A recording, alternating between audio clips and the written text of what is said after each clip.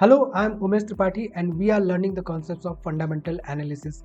In this video, we are going to learn about how to analyze the investable companies when it comes to the real estate sector and construction sector. We will know what construction and real estate sector companies are all about.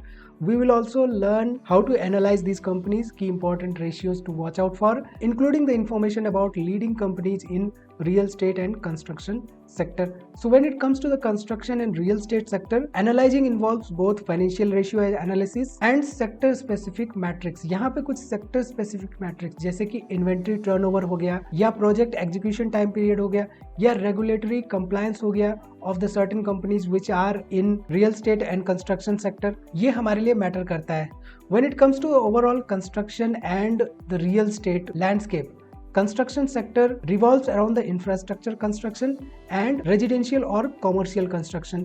अगर हम infrastructure construction की बात करें तो construction of infrastructures like rails, roads, these all come under the infrastructure constructions. The builders और contractors take care when it comes to the overall residential and commercial construction. There are certain real estate developers, those come into picture when we talk about the real estate. So basically residential real estate हो या commercial या leasing type of real estate हो या mixed township projects हो, real estate developers come into pictures. There are certain residential real estate developers like Godrej Properties, Shobha, Prestige Estates, who are mainly into the residential real estate segment. When it comes to the commercial and leasing real estate developers like DLF, Embassy REITs, Mindspace are few commercial and leasing real estate developers. These can be used for residential or commercial purpose or township projects as well. So when we talk about construction basically involves infrastructure like roads, rails or residential construction. And when we talk about the real estate is actually buying, selling or leasing of land, buildings or housings. The construction and real estate sector is closely related to the overall Indian economy. अगर हम बात करें तो agriculture के बाद it is the second largest employment generator.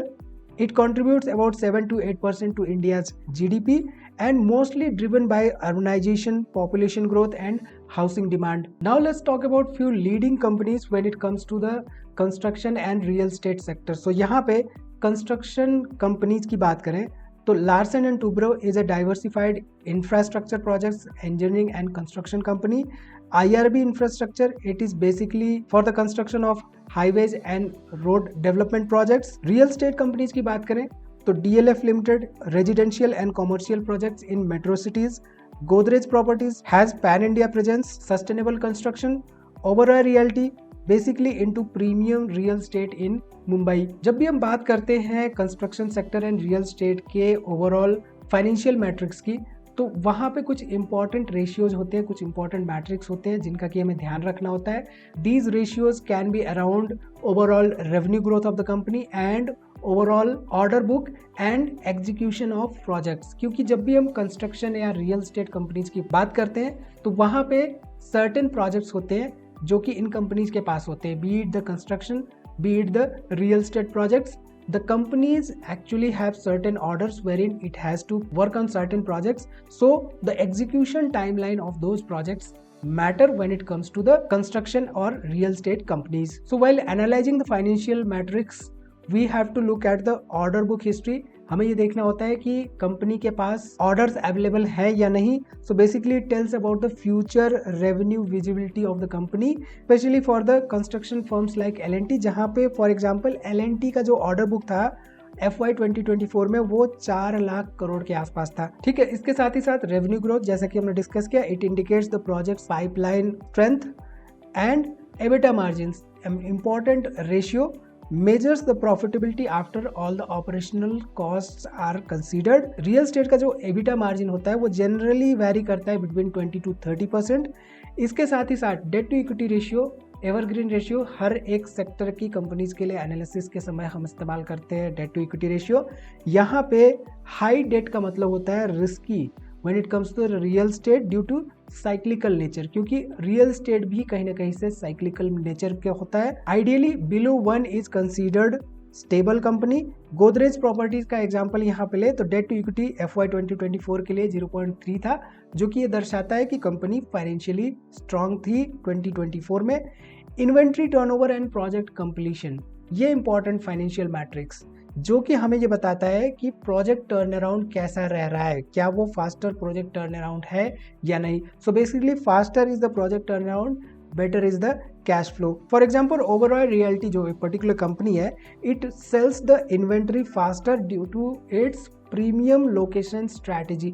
So inventory turnaround time हुआ या overall debt to equity ratio हुआ या ओवरऑल रेवेन्यू ग्रोथ हुआ, ये इंपॉर्टेंट फाइनेंशियल मैट्रिक्स हमें देखने होते हैं जब भी हम एनालिसिस कर रहे होते हैं कंपनीज की। ठीक, इसके साथ ही साथ रेगुलेटरी कंप्लायंस बहुत इंपॉर्टेंट होता है when it comes to the overall real estate and construction companies, क्योंकि यहाँ पे RERA comes into picture. RERA is actually real estate regulatory authority. So अगर कोई प्रोजेक्ट रेरा कंप्लायंट है, it means the trust and transparency is there in that particular company. For example RERA registered जो projects होते हैं, that improves the customer confidence when it comes to purchasing of the property। ठीक है, इसके साथ ही साथ land bank and project pipeline important matrix.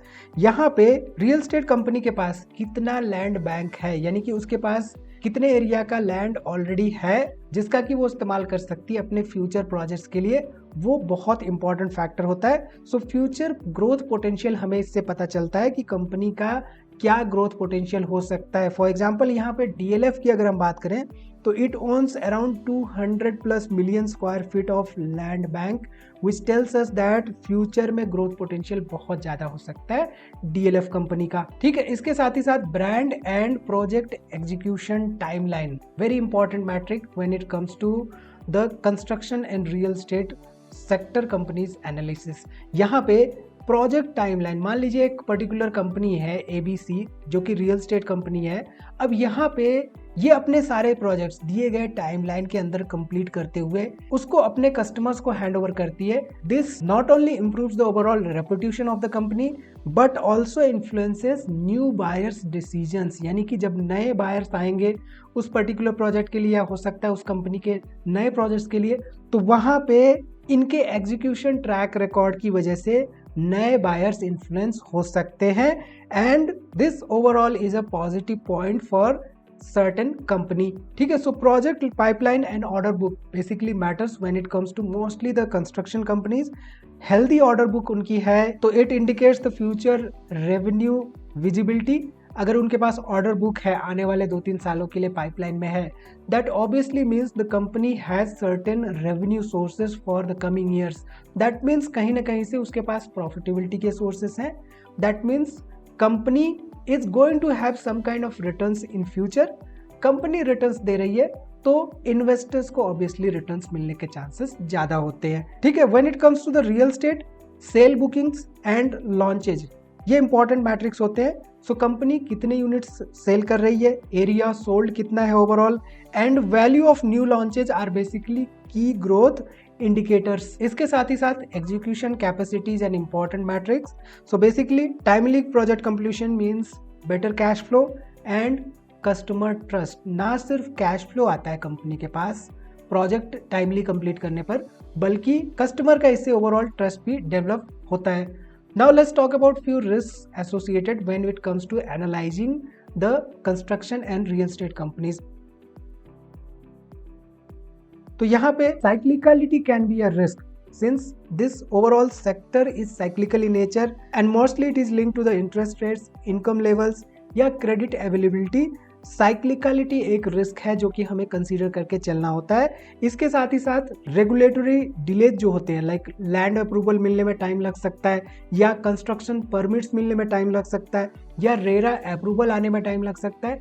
ये भी कुछ इंपॉर्टेंट डिलेज के कारण होते हैं जो कि हमें कंसीडर करके चलने होते हैं जब भी हम रिस्क्स की एनालिसिस कर रहे होते हैं construction sector and real estate companies के लिए।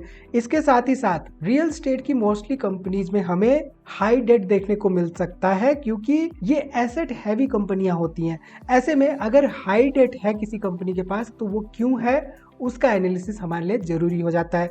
इसके साथ ही साथ अनसोल्ड इन्वेंट्री के बारे में भी हमें एनालिसिस करना होता है। So it basically affects the cash flow and margins अगर अनसोल्ड इन्वेंट्री पड़ी है रियल स्टेट कंपनी के पास। इसके साथ ही साथ since the construction and real estate sector companies require steel and cement for overall manufacturing या कंस्ट्रक्शन प्रोसेस, यहाँ पे जो इनके कॉस्ट्स हैं, स्टील के कॉस्ट हो या सीमेंट के कॉस्ट हो या ओवरऑल लेबर कॉस्ट ही क्यों ना हो, ये इम्पैक्ट करते हैं overall construction and real state के इनपुट कॉस्ट्स को। तो इनको भी हमें एनालाइज करके चलना होता है।